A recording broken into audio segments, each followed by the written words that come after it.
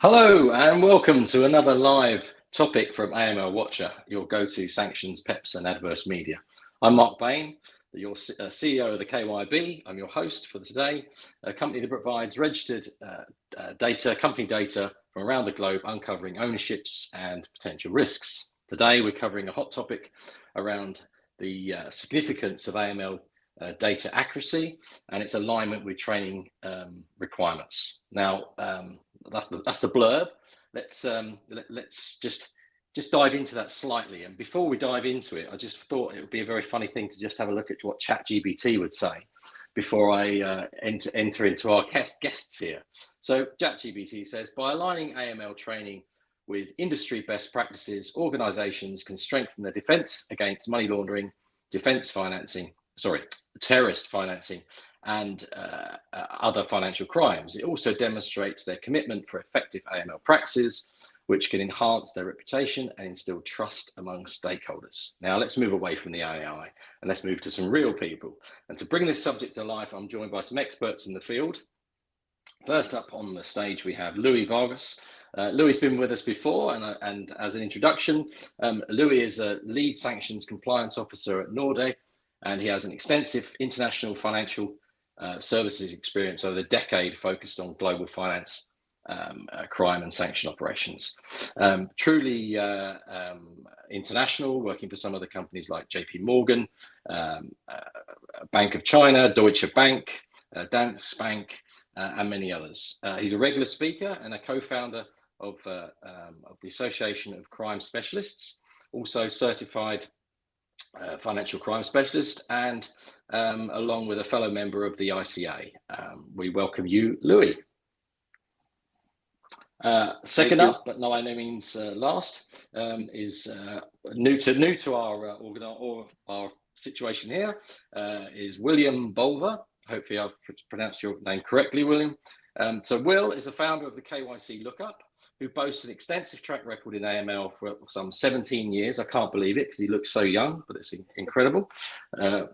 KYC Lookup is a leading training provider in anti-money laundering and know your customer compliance, helping regulated sectors meet their training regulatory requirement, as well as individuals who want to break into this financial crime industry. So just to put some context behind that, some of the points that we're going to cover over this of significance are some like understanding what is data accuracy, what is AML data accuracy, and how outdated systems and fragmented data sources can really compromise some of that accuracy, the importance of what training programs can do for ensuring employees understand this significance, and that's across the board, and I'm sure Will give us some understanding on that. And what I really want to just touch on here also, before we dive into some of the questions, that most of the questions that are built up over time here are from our audience. So these are things they've been asking and requesting. So if you feel like it doesn't flow very well, blame the audience because they're asking the questions. So, but we'll make it into a conversation. And so with no further blurb from me, I'm going to dive straight in, Will. And I know we've had a few technical issues with the connection, so hopefully everyone can hear us and it can be streamed. So Will, put you straight on the spot here. The question that we've had come in from many different people is how AML data is instrumental in the investment sector.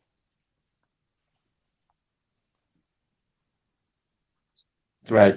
Well, first of all, thank you very much for that invite, Mark. It's much appreciated to be part of your audience and be able to discuss data, AML, as well as training. So in regards to the question itself, I mean, where do we start? The AML data is critical. There's a number of factors that take into account when it comes to AML data, the investment sector, but not necessarily just the investment sector, but all sectors are having to comply with the regulatory requirements and the AML laws. So the first thing is the role of data and risk management. I think that's key in regards of understanding not only your client, but understanding the regulations that you have to comply with, not just in the jurisdiction that you are registered, but in the jurisdictions that you operate within. And the second item is obviously the enhancement of decisions. Decisions when it comes to AML, it goes across the board. I mean, one thing, and I'll touch upon it later on in the webinar itself, but it's the tone from the top. That is one thing that is very critical when it comes to AML, when it comes to data. Data is not just your internal data, but the data that is being fed through the different vendors, which again, we're going to touch upon later on. So those are the 3 to 4 kind of like key elements. And then obviously you have your operational efficiency. How do you incorporate that data into your tools as well? It's not just you can have the best vendors out there, and there's some fantastic ones out there, but it's how it's being integrated. Do you have the right internal tools to feed that data in? And then on top of that, you have the analysts themselves. Is the team trained enough? Which again, we'll touch more upon it. So just in a nutshell, that those are the 4 or 5 items that I'll highlight that are critical when it comes to AML data, not just the investment sector, but as I say, across all regulated sectors. Thank you, Will. Yeah, we'll expand on that as we move on. And as I forewarned previously, the questions may not flow totally well in this sense, but we've kind of got this particular question here is based to Louie, really, and it's around data screening and that without having much regard to the data accuracy or the authenticity or real-time availability. I mean, Louie, what's your thoughts here on why do you think it's crucial for AML screening solution to have proprietary data layer that gives a 360-degree view over the entity? Thanks, for having me again. Very interesting question, and yeah, for sure. For us to really get ahead of the game, we need to have that kind of 360 view, as I put it, because what happens now, most of the technology we have in the space is very siloed into the specific role that you have, right? So, sanctions has one case management tool. You have, fraud doing something else. Same thing with TM.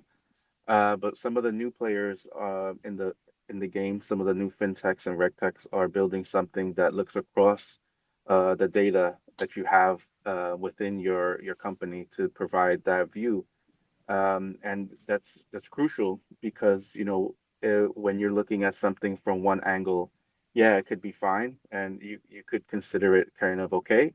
But if you're alerted to risks that are posed in other areas of your institution, that might change the lens of your review. And other data you see now, you could have that ability to escalate directly to these other teams instead of having this segmented and siloed approach. So I think it's really crucial. But I think we also have to keep in mind that as Will was mentioning earlier, data is really key here, and accurate data is really important.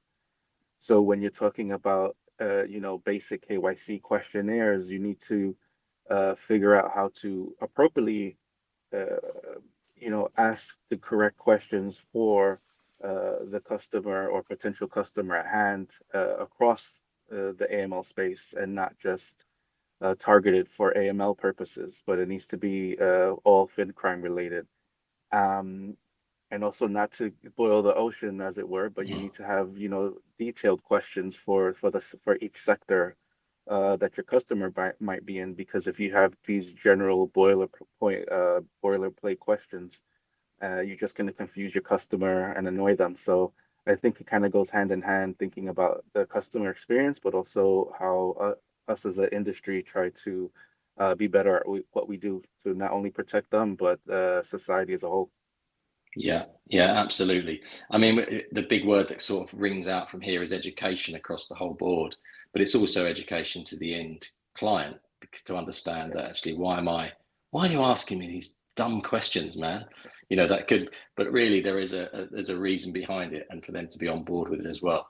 And that sort of brings me on to another question for you, Will, and that's around leadership. And you mentioned or touched on it before. What does the leadership play in this for fostering a cultural for data accuracy with an organization? Yeah, no, good point. And when it comes to leadership, I mean, it's a two-lens kind of question, because obviously you have the leadership at the financial institution that has to comply with the regulations. Then you have leadership at the customer level as well, that they're entering a relationship with a regulated sector, and it's then also understanding that these requirements, as we've all probably heard, you're the only one who's asking for this.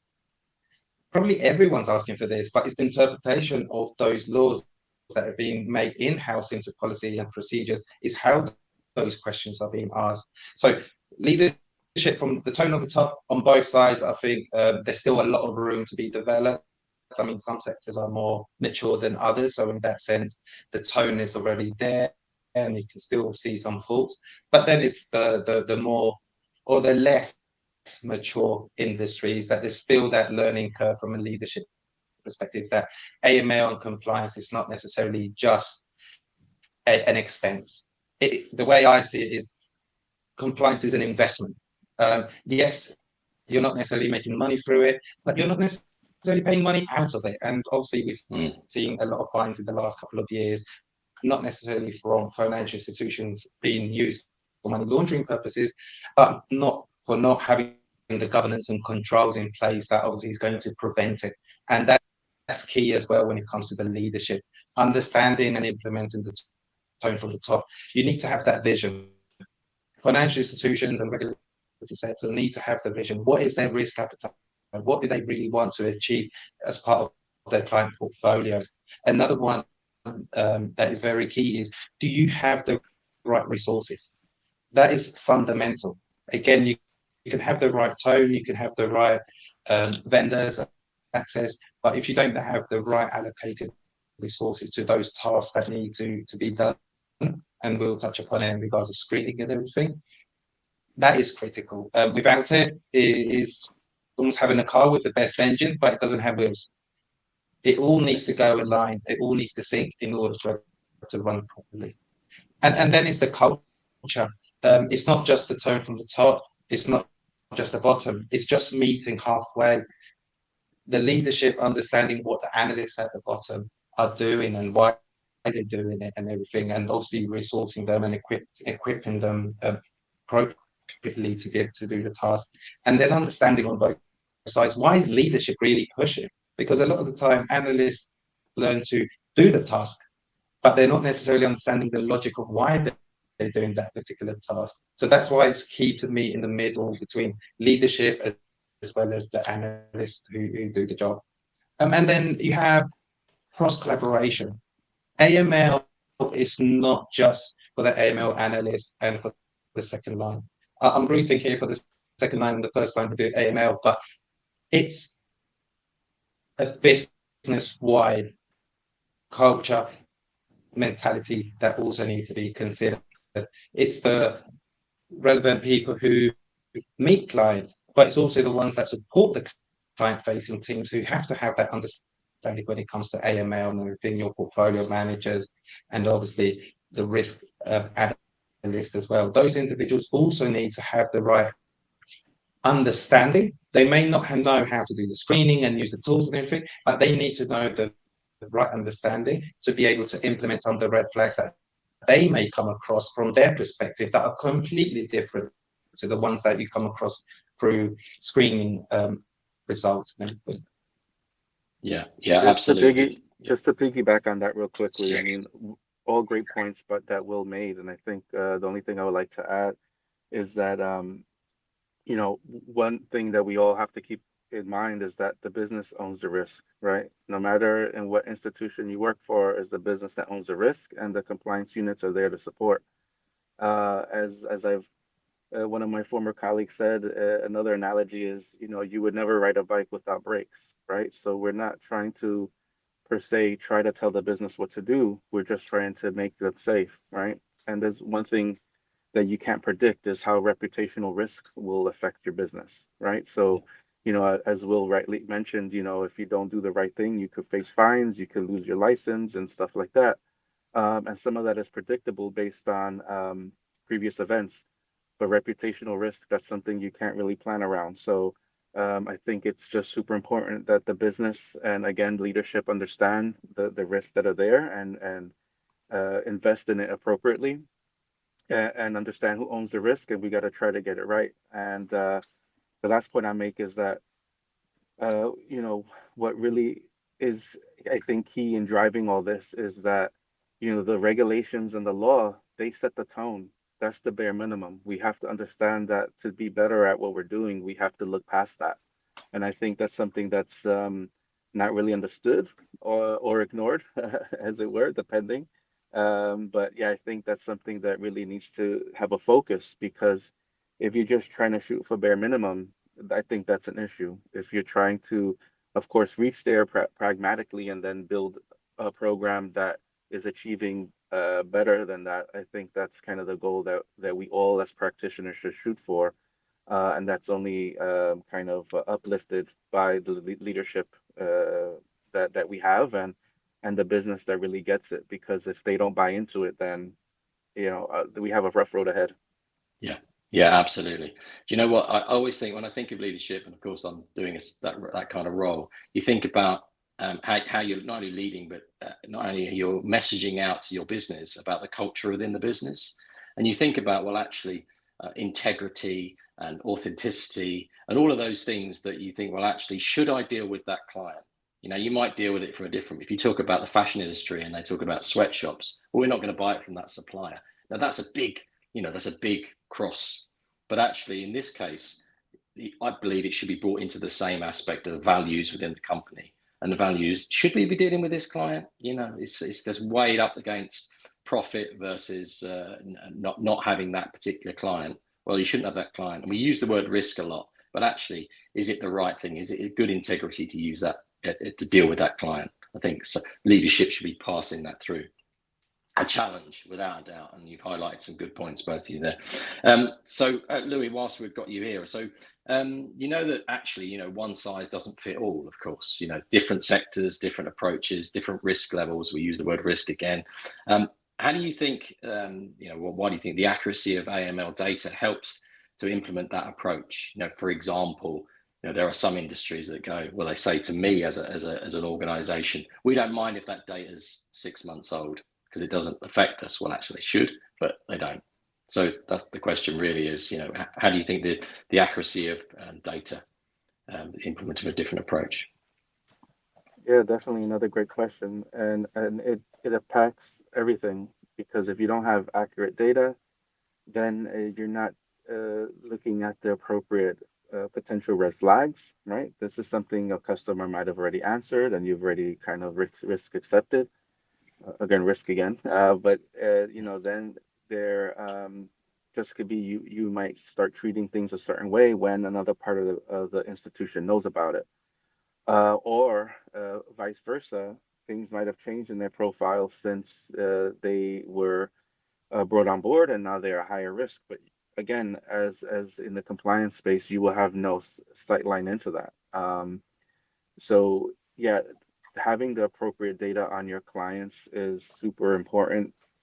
I think just also not just their information per se, but diving a bit deeper with recent regulations out of the US and even Germany, where you have to understand your supply chain for various risks. I think, at least from what I've been seeing, I think some companies are a bit slow to really wrap their heads around that. That is not really, it's not only important about the risk they pose themselves, but their customers pose, to your point, Mark, right? We have to understand what those issues are.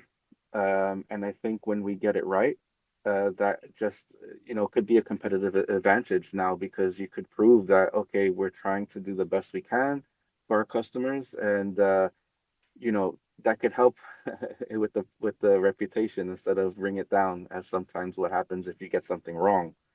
There is a balance, and we have to be pragmatic about it. But yeah, going back to kind of the data, that's where we start. That's the bare minimum. So if we get that wrong and we're not updating that in the appropriate time frame, it just sets us back. And I think also what we have to consider is that we have these AML refreshes in place for a specific reason, right? It's not just to annoy the customer, but it's again to have that checkpoint to say, okay, let's see if anything has changed. What I've heard sometimes is that those are not done in the appropriate time frame.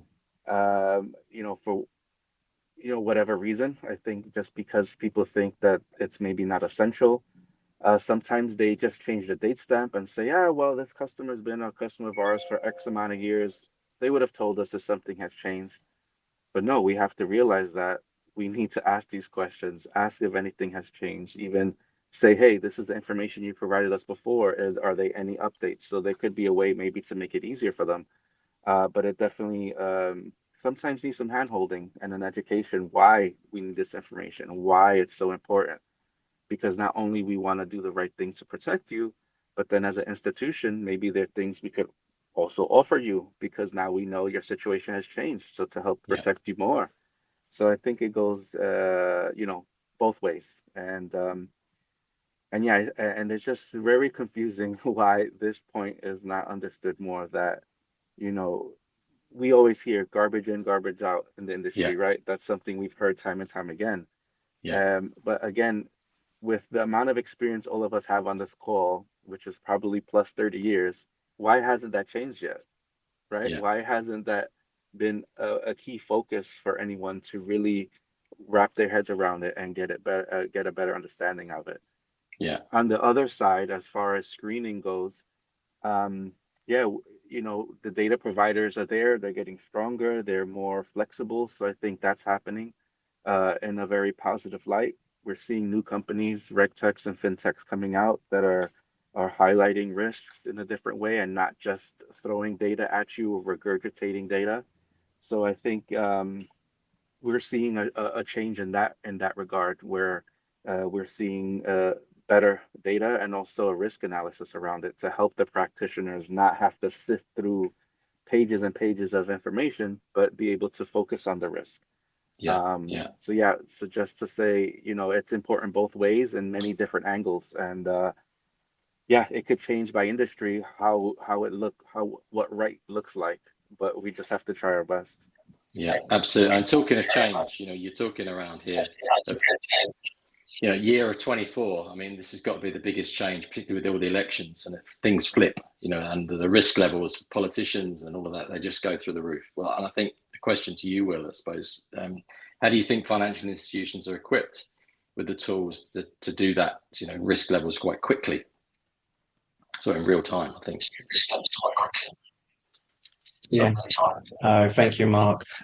I mean, it is, as they call, a massive year when it comes to elections. Obviously, watching the news right now and just this morning, they're showing about the upcoming elections in the US. But we can't forget that. And I was reading an article in the Times, and I think it's over 30 elections happening globally this year.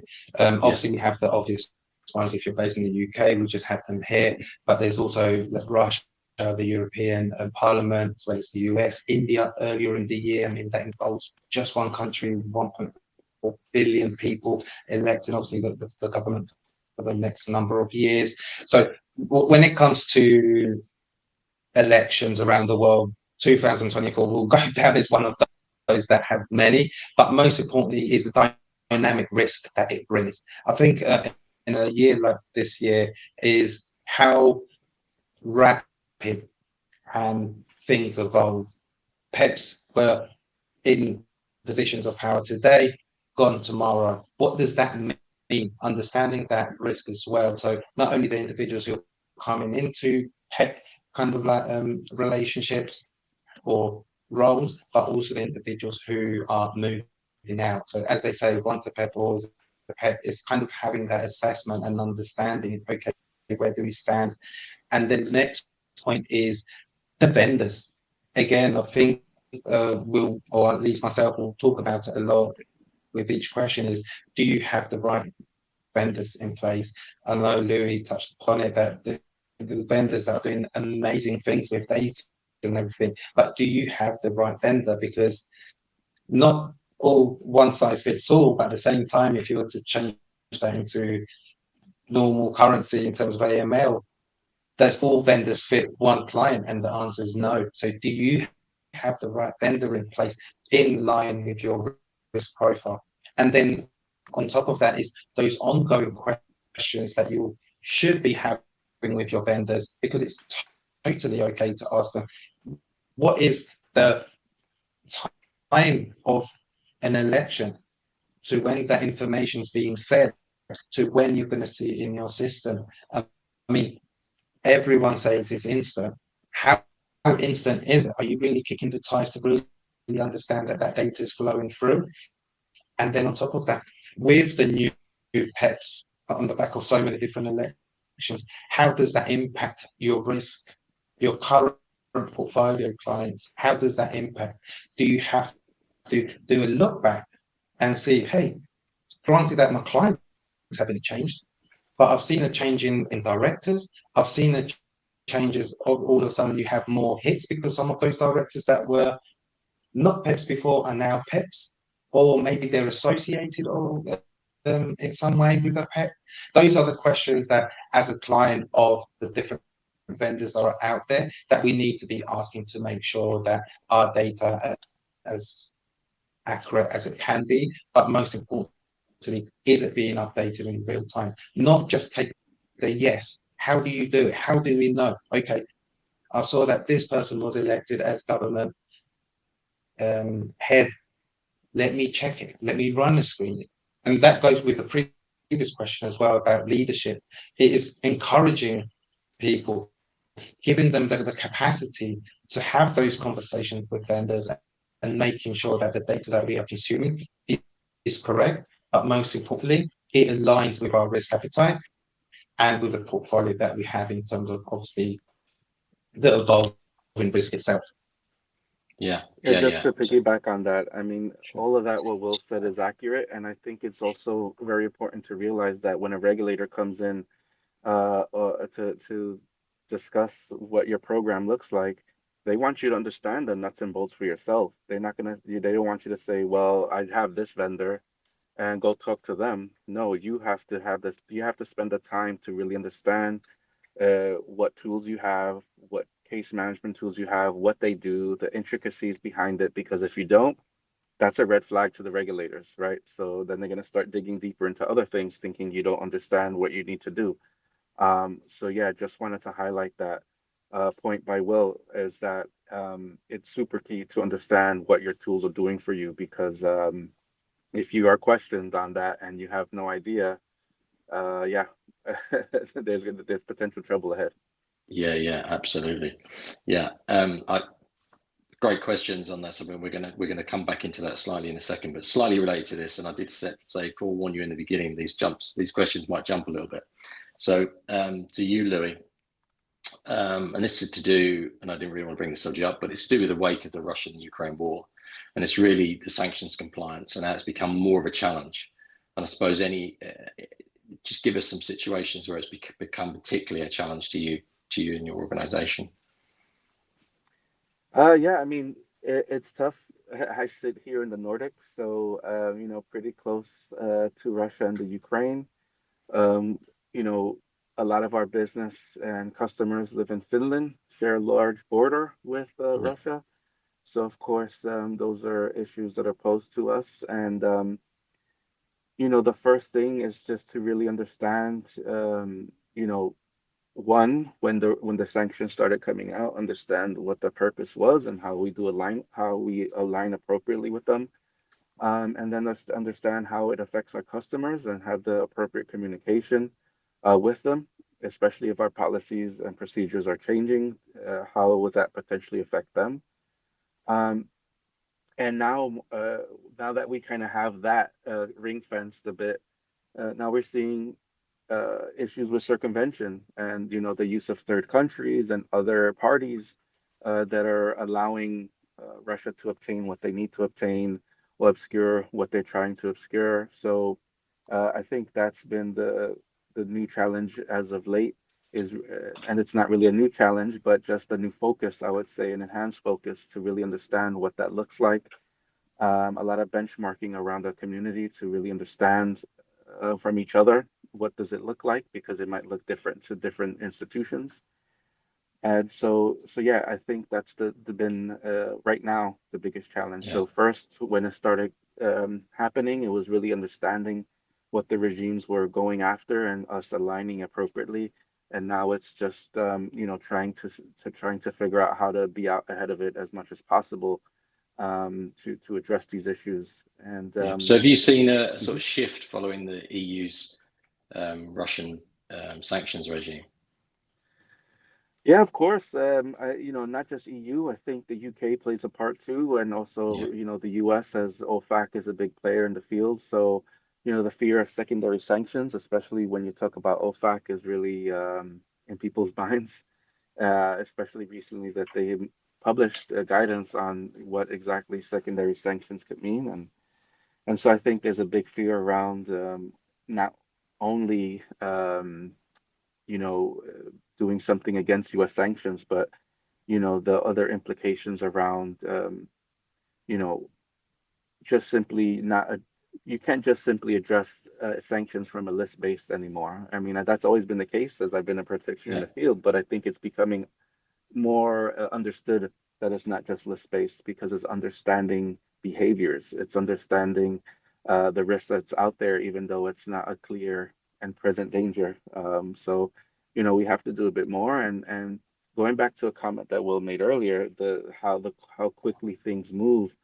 I think sanctions has proved that, things change in our space pretty quickly, and we need data quickly from our providers. We also need our systems to be a bit more nimble to accept this information. Yeah, so it operates a bit differently than other financial crime units in the fact that there's so many things that could change. There's so many different variables that come into play. So not negating the importance of the other, parts of the financial crime world, but I think that what's really not understood is how dynamic the sanctions world is and all the help that we need to kind of stay out in front of it. yeah, yeah, absolutely. So shift slightly away from that to you, Will, and I think this is a question directly from our audience. So it basically for you to share a little bit of experience and share some light on some experience of the most common challenges that can you hear me? Okay. Mhm. Yep. Sorry, I just had a little double reverb here. Yes, I So most common can. challenges that screening officers and money laundering officers face using AML and sanctions tools. That is not the question. Yeah, right. Thank you. That was probably one of the leaders asking that question. Yeah, yeah, it was. One of the leaders on the call. So it's a very valid point. I mean, one that I would say is there's three items to it when it comes to challenges, especially when you're in a senior position. One of them is the transparency. That transparency of the data, is it in line with your risk appetite? Are you telling a story? I mean, this is one thing that those who know me probably heard me say this many times. With the reporting that are you presenting, is it telling a story? Is it clear in terms of the transparency of what you're trying to tell? Second is the reporting itself. Is it in the right frequency? How often are you receiving the reporting as a leader? Is it every day? If it's every day, maybe it's too much. Is it every week? Is it every month? Is it part of your committee? Is it part of a quarterly committee? Maybe it's not even a committee. You just get a report with no interpretation. It's just a traffic light with the different risks. How is that reporting being received? And then one thing, and it lines with time from the top, is the tuning of that reporting. It's okay if it's not telling the story to tune it, to make sure that it is telling the story of what you want. Is it picking up the right data points that you need to, as a leader, for example, be aware of? Because when it comes to senior officers or the MLROs themselves, they're very dependent of their teams. They're very dependent of those individuals who are performing the tasks and the functions. So it's critical that that person, whether it's the MLRO, know what report is coming up to him, or if you're the person actually doing the screening, again, and you're doing the screening, you probably pass it on to a team lead or something. Is that team lead capturing the data that really need to be presented? So we're talking in a day and age that there's a lot of data, there's a lot of results, there's a lot of false positives. So it's making sure that we're filtering through all that data to present the picture that we really need to present, because that way we will understand the risk. Dirty data equals to not understanding your risk. Clean data, you have a much better understanding to be able to mitigate the risk that you are coming across today, but most importantly, a risk that you might come across into the future as well. So it's key there to understand, obviously, when it comes to referencing, reporting, screening, and everything, that it's key that you understand and align it with your risk appetite as well. Yeah, yeah, And just quickly yeah, to piggyback on that, there's no silver bullet, right? So nothing is perfect. So you could have a great tool that does one thing, but not do a good job on something else. So to Will's point, you need to stay on top of that. And sometimes you need to put processes in place that help fill the gap that's needed or a workaround to make something work as efficiently as you need it. So I just wanted to highlight that point that as good or as great as something might be, something's not perfect. So you have to make sure you work with your vendor in order to have the right setup, or have, be creative and kind of work on some workarounds internally because, again, a regulator is not going to want to hear any excuses that you're not getting what you need out of it or is not working to the way you need it. So you need to again have those good conversations with your vendor and also look at ways to make sure all the potential gaps are covered. yeah, yeah. And you mentioned silver bullet. Well, I don't think, but some people might think a silver bullet's coming in the words of AI and machine learning. Now, there's a big buzz around that topic, of course. And I suppose just your views on this, both of you really. What do you think to the extent of these technologies? We've seen some coming in, doing the grunt of the work, doing some of that bit, but actually improving AML screening capabilities? Or do you actually think that it's the human element that needs to be added in there to really go, do you know what? It doesn't smell right. It's not right. Always, right? A computer, they could be very smart, and robots are smart, right? But they need input from a human. That's just normal, entry level kind of robotics there, right? They're not smart on their own. Obviously, they can learn from other data and infer different things, but when you're talking about the risk we face, I think that it's at least maybe for a long time, I would not say never, but they can't really take over the full task. I think what we're seeing in our space is more so a very small part of AI, which is machine learning, which is learning off of what humans are doing to then suppress certain false matches that have been discounted in the past. But the full use of AI in our space, I think, is a long time away. Um, but I hope I'm wrong. But I still think that humans are essential because there's so much gray area involved in what we do, right? It's not a simple yes or no. It's not a simple on and off as machines work. And to have a machine do that, I think is difficult. I think obviously the way forward is that way, so that humans can focus on the real risk at hand. Um, but yeah, I think it's just a bit of a ways away. And I think also people are afraid of change, right? So now, you're introducing a new technology to the field, and I think other parts of different industries will adapt quicker, especially like in the sales space to then kind of predict things. But in the compliance space, I think it'll be used to kind of highlight risk in a certain way, but not necessarily take decision making away from the human. We'll still need oversight, and that's something that's key, right? If a regulator comes in and says, "Okay, why has a machine made so many decisions this way or that way?" You need to say, "Well, we've done a QA on it as well, right? It's not just QAing a human. We have to Yeah. QA what the robots are doing." So yeah, I think that's essential that, yeah, we can't just then turn the blind eye and say, oh, something else is handling it. We still need oversight. Will, Yeah, I'm I don't curious to hear think what your thoughts are. yeah, Oh, yeah, sorry, Mark. well, no, I was going to say, I don't think the regulator will take the fact that your AI has made that decision. There was Exactly. a case I heard at an ICA event where there was an AI hologram, telling people certain information about flights, and of course Mm. they got it wrong, and someone tried to Mm. sue, and they said, no, it wasn't us, it was the hologram. Well, actually, it's not. So anyway, sorry, I Wow. digress. Well, just to continue that subject on AI and machine learning versus human.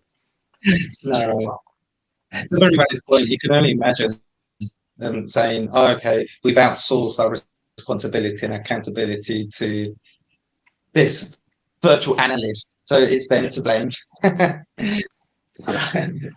Yeah. But one thing that is very, very clear when it comes to AI and machine learning and everything is it's an exciting time. I mean, that's one thing that we can't deny. Things are going to be changing. I think there was one article that highlighted that AI in the last 100 years has evolved obviously so much, but in the next 10 years is going to evolve the equivalent to 100 years. So that just shows how quick things are going to be changing, not only from an AML perspective, but in the industry. Criminals are also using AI, so we can't forget about that. So they're going to get much smarter in terms of the scams that they're doing online, how they're reaching out to people, deep fakes. We've seen a lot about that in the last couple of years. Voice recognition is another one that you can record a 2-minute like script, and then they can just replicate and your voice and clone it into whatever you want it to be.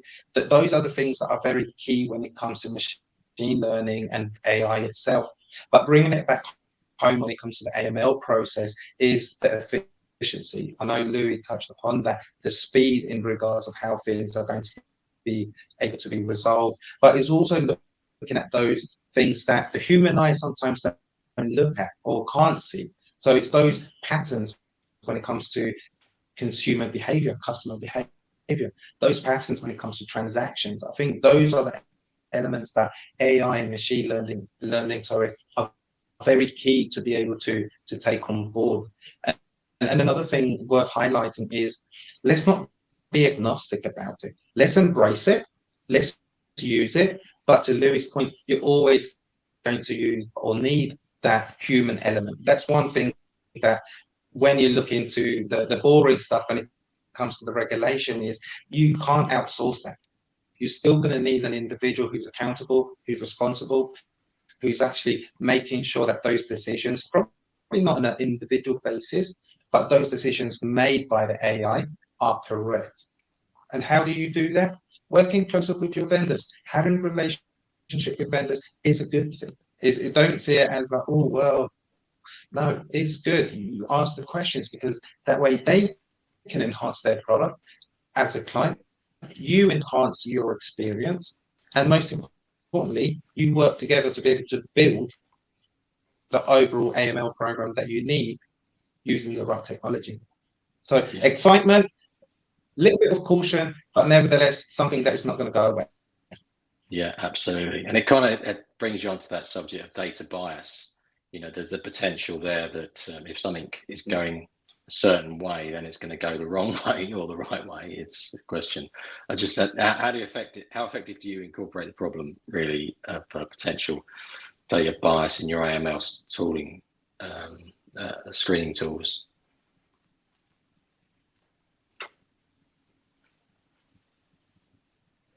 Sorry, both of you. Mark, was that for me to start with? Sorry. But both of you, He gave it whichever to want you to the jump one. in first.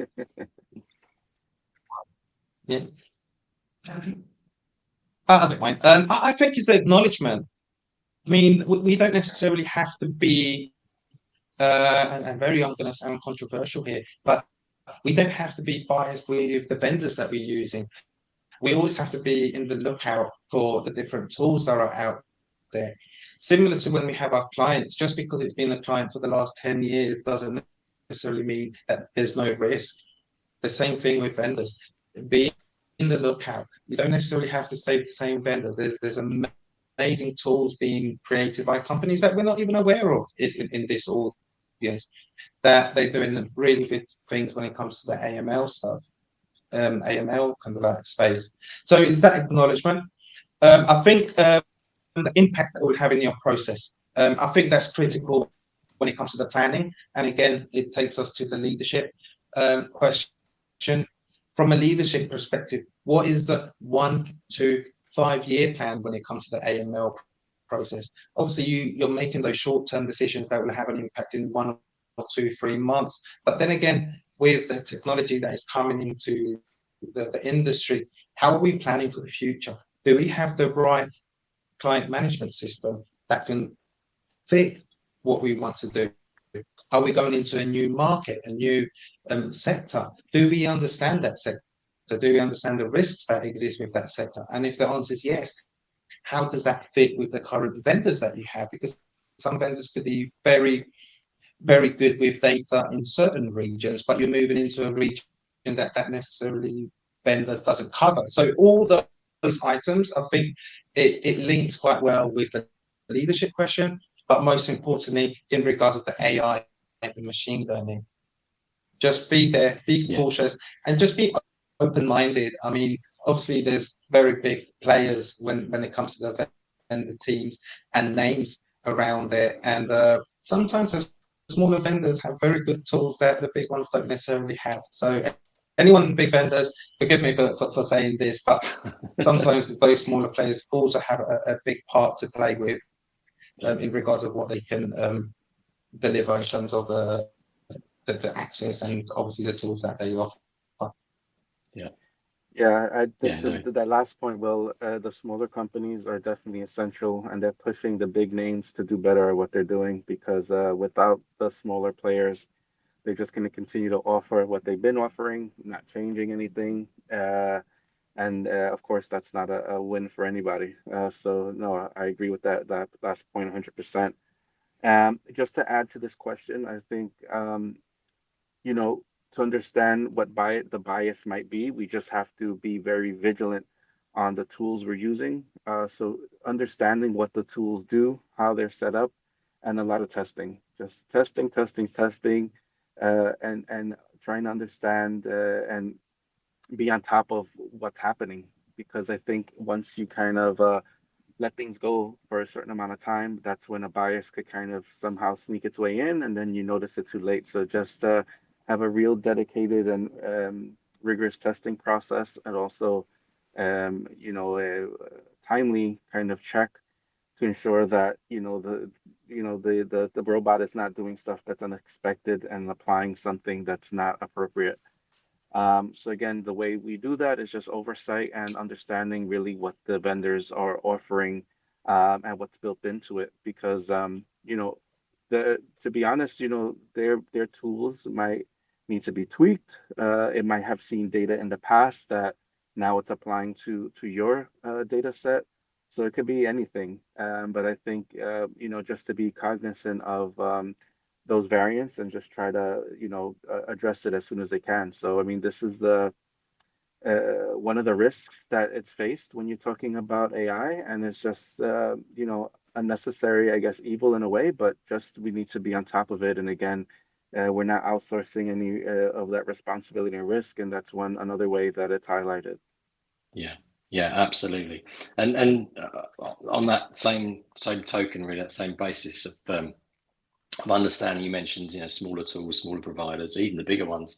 There are limitations when it comes to certain things, and I know from the KYB's perspective, we provide data directly from the registers. If it's not in the register, or if it's incorrect in the register, that's what we're giving you. We might give you an indication that we're thinking it might not be quite right, but we can only give you what's out there.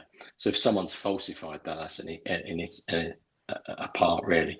So a question to you, Will. Obviously, you're training lots of these people up and coming into the industry, and we've got some viewers here today and previously who've come into that space. And do you think the trainees really understand that they're aware of what the limitations are in some of these tools?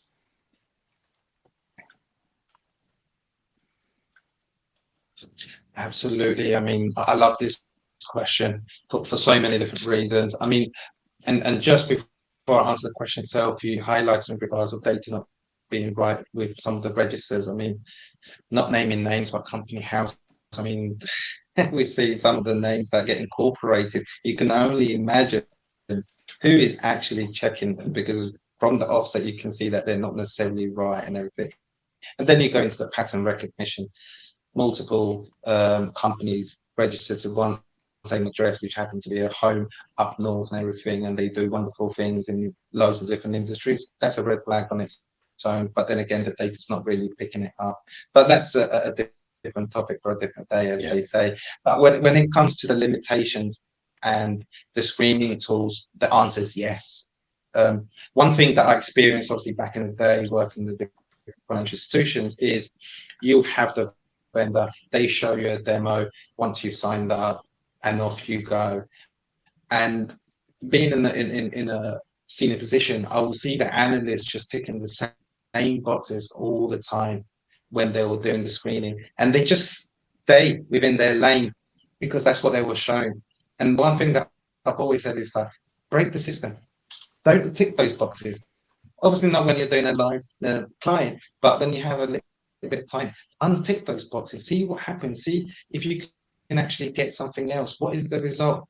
And then most importantly, it goes back to kicking the tires. Speak to that vendor on a quarterly basis, 6-month basis. Hey, has there been any enhancements to the screening tool? Is there anything that you can show us that is different to what the guys have been doing for X amount of time? Because we are creatures of comfort, and I'm the first one, and those who know me will definitely confirm that. I like one thing and I keep doing the same thing because I know it works. But most importantly, it's kind of like opening up a little bit as an institution and having the vendor come in and show, okay, we've enhanced this. If you do it slightly different, if you can have new parameters, for example, and everything. And I believe that will definitely help the analyst on the ground who's doing screening, because one thing that I'm very critical is understanding the logic of things. Don't understand just the task. Understand the logic of what you're doing, because that will take you to a better outcome. And what is that outcome? Depends obviously on the risk appetite of the financial institution, and depends obviously on that individual itself. So from an officer perspective, if you're the one just doing the screening, open your mind. It will help you enhance your understanding and your learning, because that's one thing that as part of our learning programs, yes, we don't necessarily go into how to do the screening, but what we do is to teach you the logic of the screening and what you should be screening for. So it's very agnostic to whatever vendor you're using. You're going to be looking for those red flags or for those elements all over the different space that you're working. And that will also help individuals moving from one place to another, because let's not forget, there's different vendors, there's different ways of doing things. So understanding the logic is critical. Then you have understanding of how the tools work. So it's a combination of both in that sense, I would say, Mark. Yeah. It reminds me of, and this won't translate around the world, of course, but it reminds me to a comedy sketch where, and you'll know what I'm about to say, where the computer says no. Because, not always does the computer right. You got to use a little bit of this. So, yeah. But great. And moving on to that, similarly to you, Louie, and I think we're up to almost the final question here. We might have a couple of questions coming in on the back, but let's see. So, sometimes when we're doing some AML screening, reaching that exact name can be challenge, potential matches, confused matches. Do you think your team understands, and I'll say your team, but let's just say generally, the finer intricacies of the data to be able to get down to that? Yeah, I would generally I would say yes. Yeah, I mean, you I got to think say it yes. goes, yeah, it goes into a lot of what Will was saying previously. It's understanding the why and the hows and what you're doing. And we could rely to a certain to a certain regard to the tools that we use that apply, natural language processing or fuzzy logic, but we also have to rely on our intuition sometimes, right? And our kind of the judgment we have. And that's something, that comes with experience. Obviously, you can't specifically train things like that. But it comes, yeah, definitely with experience, just learning kind of what to look for. And if it's a close enough match, then, flagging it as such and having the rationale reflect that appropriately. So then the line knows why you sent it up to them. And I think that's also key, that the rationale has to be concise and clear to avoid confusion. And yeah, because, obviously we're human and we make mistakes, and sometimes we're looking at information that it looks fine, and then somebody else might look at it and catch it. So, there's always the human element that's involved, but definitely, something that we do cover is just, looking at something holistically and not just trusting, either what another analyst has said or even what technology has said, because sometimes it could be a miss. So yeah, I think it's definitely we definitely do have a culture of that, and that's something we do highlight. But we are careful of not being too prescriptive, Yeah, because if you're too prescriptive, especially for the more operational units, as Will also mentioned, they're just clicking away, right? So if you're too prescriptive, they're going to look at that checklist and it's almost going to be blinded by it. So it's really just trying to help them understand exactly what the importance of why we need them and what they're yeah, doing. And then hopefully that buy-in really takes off, and then they are looking at things in a wider lens. yeah, yeah. As my I love the phrase, although it annoys me slightly, but I love it because my 3-year-old grandson uses the word "why" intensely. So why? And if we all kept that as from our childhood right the way through, we'd be a bit more inquisitive about things and not just follow the same path. So I think that's So probably the true. thing. We're coming to the end now, and we've I think maybe if you either of you could give us some kind of wise words of conclusion and I'll just remind you of our headed titles, so because everyone's thinking that the significance of AML data accuracy and its alignment with training requirements. So why? So again, why? So either of you want to go first? Just give me a kind of summary of your thoughts on the subject. Yeah, no, I don't mind going first.